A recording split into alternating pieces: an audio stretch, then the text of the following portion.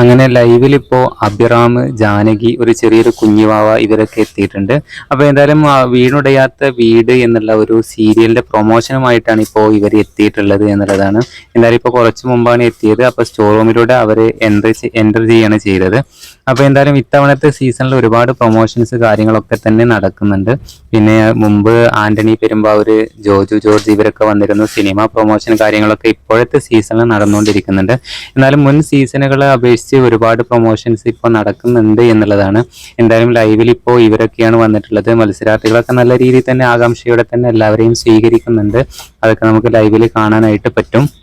എന്തായാലും ഇതുവരെയുള്ള big boss Malayalam season 6 നടന്നിട്ടുള്ള പ്രൊമോഷനേക്കാൾ ഒരുപാട് പുരോഗതി ഉണ്ട്, അല്ലെങ്കിൽ ഒരുപാട് പ്രൊമോഷൻസ് കാര്യങ്ങളൊക്കെ ഈ സീസണിൽ ബിഗ് ബോസ് സീസൺ 6 നടക്കുന്നുണ്ട് എന്നുള്ളതാണ്.